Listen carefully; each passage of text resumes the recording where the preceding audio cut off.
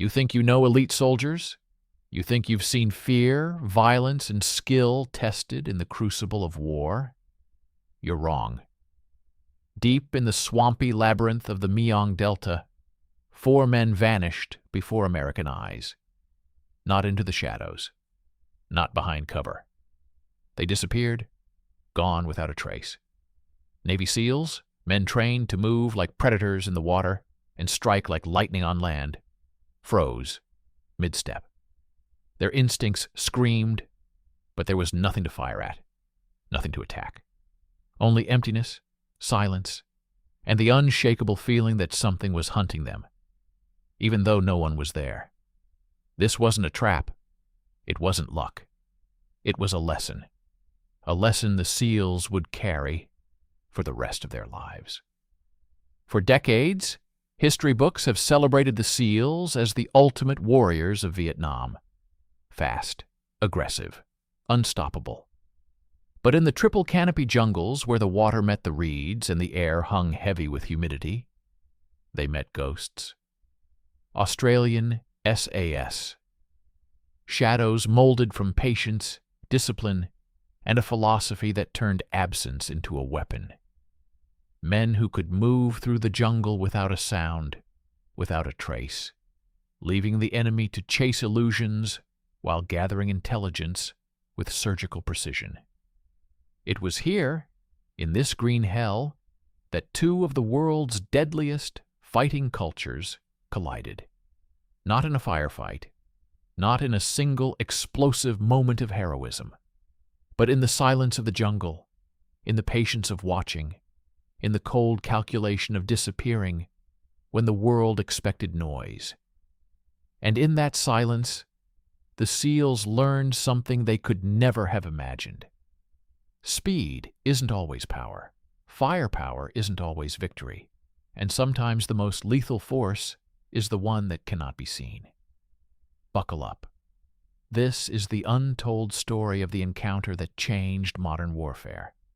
A story of lessons taught without words, of respect forged in sweat and fear, and of the deadly dance between fire and shadow.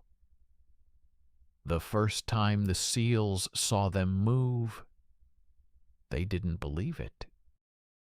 4 Australians, less than half the size of a standard patrol team, slipped through the jungle like smoke curling through a chimney. No rustling leaves, no snapping twigs, no radio chatter, just ghosts, perfectly synchronized, perfectly silent, perfectly untouchable. The Americans had come expecting the familiar rhythm of war. SEAL doctrine was simple: strike fast, overwhelm, disappear. A patrol of 6 or 8 men moved like a hammer, crushing everything in their path. Speed was weaponized, aggression was sacred, and hesitation was punished. The Mekong Delta had been their proving ground. They were masters of amphibious insertion, riverine assaults, and high-intensity raids. Every move had been rehearsed, every shot calculated. They were the apex predators of the waterlogged jungle. Then came the SAS. The Australian team rarely exceeded 5 men. Their rifles weren't flashy, their movements weren't cinematic. They carried L1A1 battle rifles, the long-barreled models suited for precision, not flash. Their communications weren't constant. Their radios often stayed off. Instead, they relied on hand signals, subtle gestures, and instincts honed over countless patrols in Malaya, Borneo, and the deserts of North Africa. To the SEALs, it seemed almost supernatural. It began with the first night patrol. The Americans, trained for continuous vigilance, checked their sectors in shifts. The Australians? They lay still. Hours passed. Not a twitch. Not a breath. When the SEAL point man finally asked who was on watch, the SAS commander's gesture was simple. All of them. Because everyone was listening, always listening. The jungle itself was their security system. And then, the first real test. A rustle in the underbrush. Enemy movement? Possibly. Instinctively, the SEALs froze, signaling the team. But when they looked to the Australians, there was nothing. No hint of a man where one had been seconds ago. One of the point men had dissolved behind a tangle of roots, leaving even the SEAL standing next to him, squinting to find him. Silence became the only law. The Americans waited. Minutes stretched into hours. They began to understand that patience, precision, and absence were as deadly as bullets. The contrast extended to gear, movement, and philosophy. SEALs carried suppressed M16S, M60 machine guns, sometimes shotguns for close quarters. Their boots were heavy, their packs loud, their approach direct. SAS operators molded their bodies to the environment. Green tape muted metal. Mud dulled shiny surfaces. Clothing was worn, broken in, designed to eliminate the faintest glint. Their rifles became extensions of their own bodies, and they learned to move as if the jungle itself guided their steps. Even the river, the SEAL's domain, became a lesson. On a routine insertion, the Americans prepared to hit the bank hard, scramble inland, and secure a perimeter. The Australian point man signaled a stop, not to the bank, but upstream. For 45 minutes, the team submerged up to their necks, wading silently, fighting currents, keeping their heads low. Only 300 meters away, the original landing site hid a patrol of enemy trackers and dogs. Had the SEALs crossed there, they would have been annihilated in minutes. The Americans began to see it clearly. Speed alone could be fatal. Patience could be lethal. Discipline wasn't a rule, it was a weapon. The SAS taught them to read the jungle, to anticipate, to vanish, to let the environment dictate the pace of engagement. One SEAL recalled the frustration turning into fascination as he watched the Australians roll the outside edge of their boots over twigs, angle their bodies to merge with shadows, and glide through leaves without disturbing them. Every movement was calculated, deliberate, invisible. The first joint patrol ended without a single shot fired. No firefight, no blood. Just observation, withdrawal, and lessons etched into muscle memory. The Americans left the jungle that night changed. They had entered as equals, but left as students. And yet, the Australians weren't just teachers, they were students too. While SEALs learned invisibility, SAS observed firepower, mobility, and technology that could tip the scales when stealth failed. American weapons, short M16 variants, grenade launchers, and coordinated air support introduced possibilities the Australians hadn't considered. They adopted the rapid extraction tactics, the precision strikes, and slowly began blending it with their ghost-like discipline. By the time dawn broke over the Mekong Delta, the first seeds of mutual respect had been sown. The SEALs understood that sometimes the deadliest move is inaction, and the SAS recognized that raw aggression, when controlled, could be just as lethal as complete invisibility. In the humid, suffocating jungle, a quiet evolution had begun, two forces learning from each other, reshaping tactics, and forging a bond that would define modern special operations. The second patrol began before the sun had risen. Mist clung to the swampy ground like a living thing, curling around tree trunks and hugging the surface of the water. Every shadow seemed to move, every branch threatened to snap, every bird's call felt amplified in the dense green. This was not the jungle the Americans thought they knew. This was a different world, a world the Australians had lived in, studied, and dominated for decades. The SEALs followed reluctantly, aware that their usual tactics would be punished if executed without care.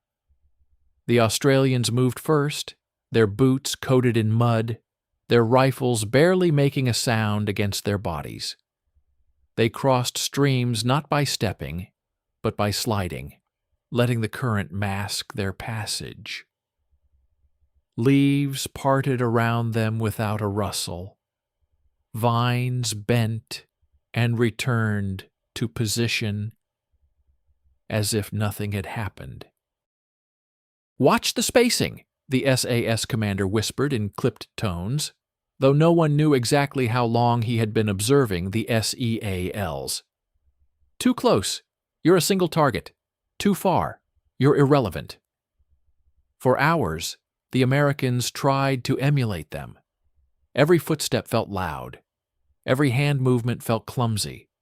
Their radios, their packs, even their own breaths betrayed them. The Australians, in contrast, were extensions of the jungle. Their eyes scanned the canopy, the water, the ground. Their ears caught the faintest signals. A snake shifting in leaves, a branch brushing another, the distant ripple of an enemy sentry. The key lesson emerged not from a firefight, but from observation. The Australians taught them timing. Movement was not constant. It was calculated. Stop, watch, listen, move, stop, wait, advance, retreat. Every pause was as deliberate as an attack. Every step a potential strike. By midday, the Americans began to notice subtle signs of the SAS's genius. Twigs bent without breaking, footprints submerged underwater, shadows merged seamlessly with undergrowth. It was not magic. It was mastery. And then the unthinkable. A patrol of hostile forces appeared less than 100 meters ahead, unaware of the invisible phantoms moving toward them. The SEALs tensed, ready to engage. The Australians didn't flinch. Hand gestures indicated a bypass. Silent communication dictated the move. Within minutes, the enemy was observed, catalogued, and left unharmed, unaware that a lethal presence had passed through their midst. Later, as the sun dipped toward the horizon, the Americans realized the most dangerous aspect of the Australians was not their rifles or their knives. It was their minds. The SAS had trained themselves to read the environment, to anticipate threats before they materialized, to let intuition merge with intelligence. Every move was informed by countless hours of survival, countless patrols, countless lessons. A river crossing reinforced the lesson further. The Americans would have charged, creating a splash, alerting potential hostiles for kilometers. The Australians waited silently, using branches to probe depth, stepping on submerged logs to distribute weight, letting the river carry them without leaving a trace. SEALs watched, amazed, as the Australians disappeared into the water, emerging on the other side as if they had always belonged there. By nightfall, both teams had learned from each other. The Americans had absorbed the subtleties of invisibility, silence, and patience. The Australians had glimpsed the power of rapid aggression, technology, and coordinated firepower. Together, they were no longer merely patrols. They were forces in evolution, capable of blending the lethal precision of stealth with the overwhelming impact of traditional assault. But the jungle was not done teaching yet. Shadows deepened. Sounds grew distorted. And somewhere, just beyond the mist, another lesson awaited. A challenge that would push both teams to their limits, testing not only their skills, but their understanding of what it truly meant to be a warrior in the Mekong Delta. Night fell like a curtain over the Mekong Delta. The rain had stopped, leaving a heavy, clammy darkness that pressed against every inch of skin. Visibility dropped to almost nothing. The combined patrol moved forward, each step a careful negotiation with the mud, each breath weighed against the silence demanded by their Australian counterparts. Ahead, the faint glint of movement caught the corner of a SEAL's eye. He froze instantly, signaling with a raised hand. The Australians responded without sound, flattening themselves against the terrain, their bodies melding with the shadows of the reeds and broken bamboo. Seconds stretched like hours. The American's pulse hammered in his throat, but the SAS men were statues, their discipline absolute. Then faintly, the outline of enemy scouts appeared. Two men moving cautiously along a narrow trail, unaware that a ghostly presence watched from every angle. The SEAL's instincts screamed, engage, eliminate, move on. But the Australian commander's hand cut through the air in a subtle gesture. Wait. The Americans hesitated, teeth clenched, sweat mixing with the mud dripping down their faces. The SAS taught them patience tonight. Not every enemy required immediate action. Sometimes survival demanded restraint. The two scouts passed, unaware, and seconds later, a larger column emerged. Dozens of soldiers, heavily armed, moving in a rhythm that only a trained eye could read. Every crate, every bundle, every footstep carried potential death. If the SEALs had attacked prematurely, they would have triggered a full alert, and the patrol would have been annihilated. Instead, the Australians led the Americans in a meticulous dance. Every step backward, every turn of the head, every pause was calculated. They moved as a single organism, each operator perfectly aware of his place and role without uttering a word. When the main enemy column passed within range, the Australians signaled. The SEALs tightened grips on rifles, but waited. Then, as one, they struck. Directional mines detonated first, clearing paths and disorienting the enemy. Suppressed fire from the Australians cut targets silently, surgically. The SEALs followed with controlled bursts from M16S and grenade launchers, the combination of stealth and firepower collapsing the enemy's formation in mere seconds. When the dust and smoke settled, the patrol surveyed the aftermath. The enemy was neutralized. No American or Australian had been harmed. But the real victory wasn't measured in casualties. It was the mastery of timing, patience, and integration.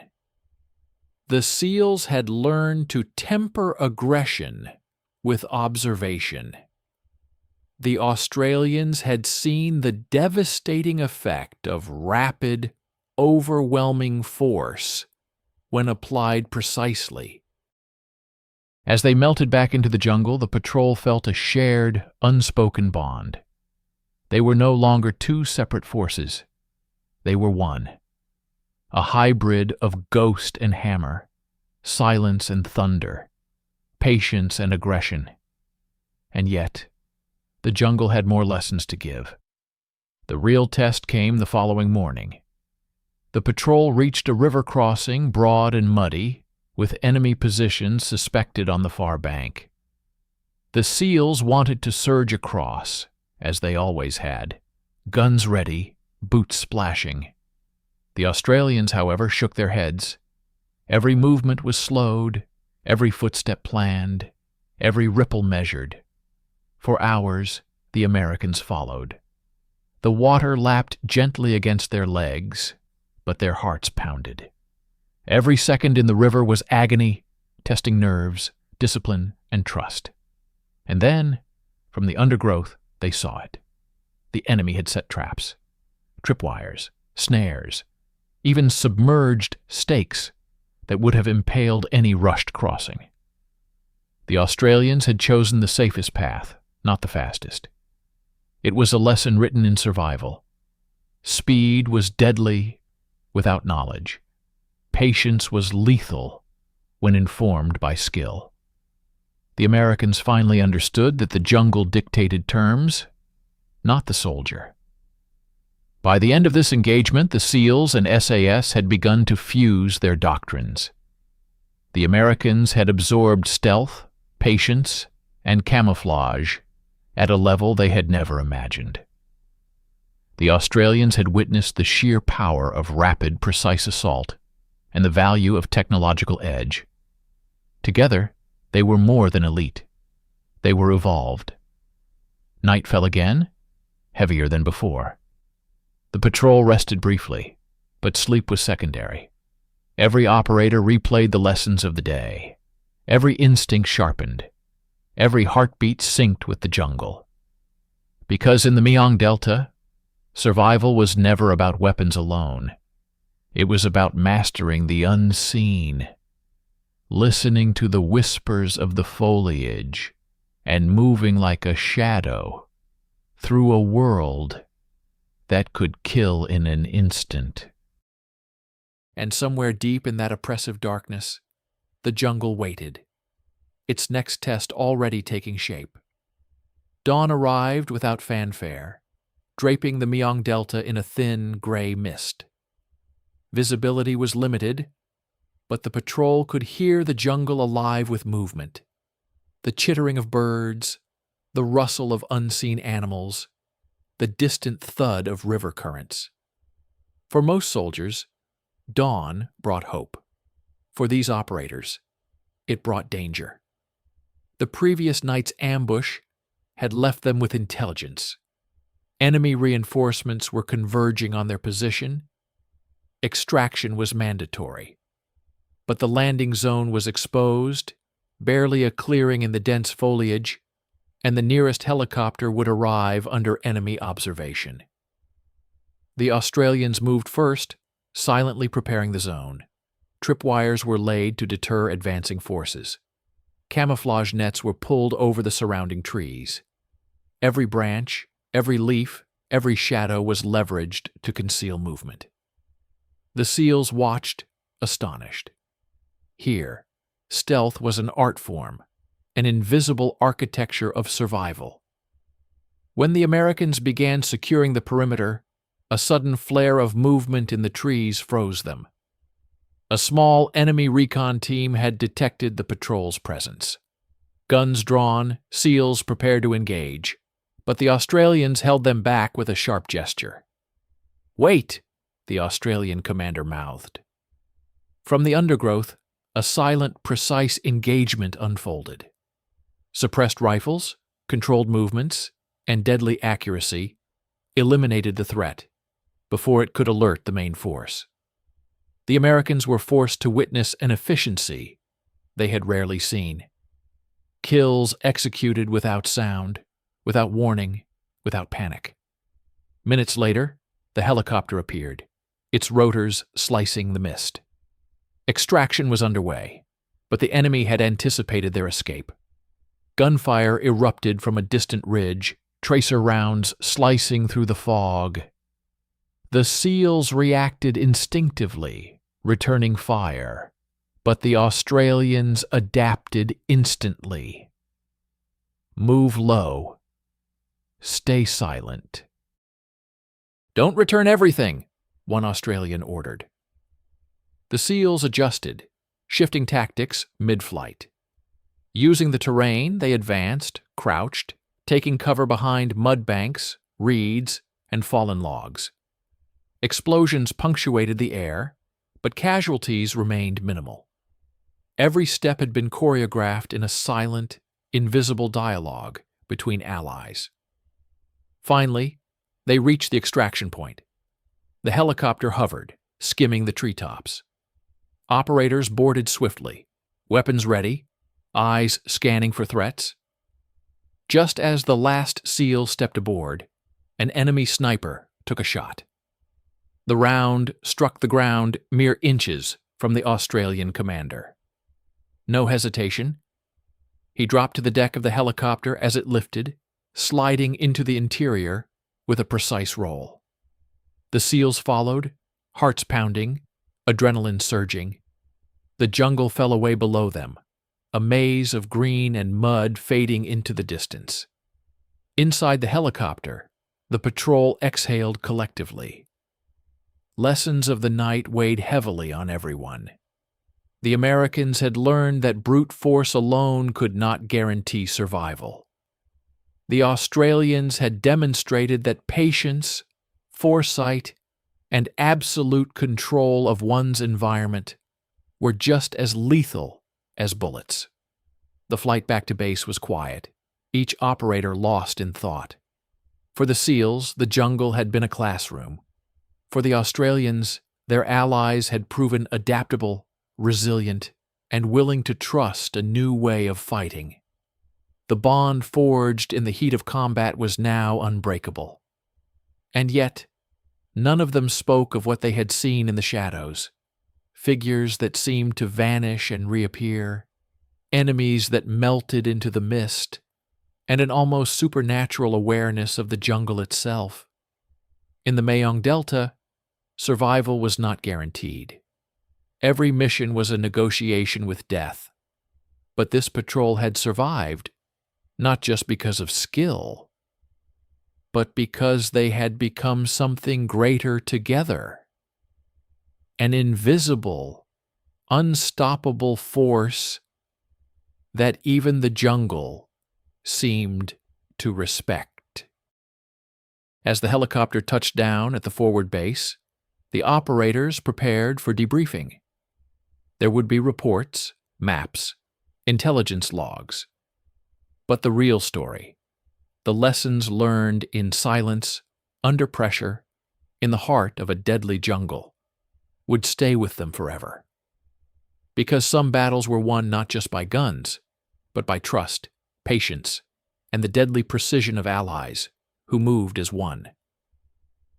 The sun had barely pierced the Mekong Delta canopy when the patrol received its final orders. Move to intercept a high-value enemy target before they could escape into the northern marshlands. Intelligence indicated a heavily armed convoy, at least 2 squads, was waiting. The mission was simple in theory. Eliminate the threat, gather intelligence, and extract. In reality, it was a trap waiting to unfold. The Australians led, weaving through mangroves and flooded rice paddies. Every movement was deliberate, every sound controlled. The SEALs followed closely, adjusting to the rhythm, learning the subtle cues that dictated jungle survival here. Suddenly, a distant thump, the unmistakable sound of an RPG being prepped. The SEALs froze, instincts kicking in. But before they could react, the Australians had already disappeared into the reeds, returning fire with a calm that bordered on eerie. Bullets whipped past, leaving ripples in the water and shattered foliage behind. The Americans realized something terrifying. The Australians weren't just fighting the enemy. They were manipulating the battlefield itself. Trees, mud, and water became extensions of their senses. Every shot fired by the enemy seemed anticipated, every maneuver countered with precision. As they advanced, a squad of enemy fighters emerged from a rice paddy.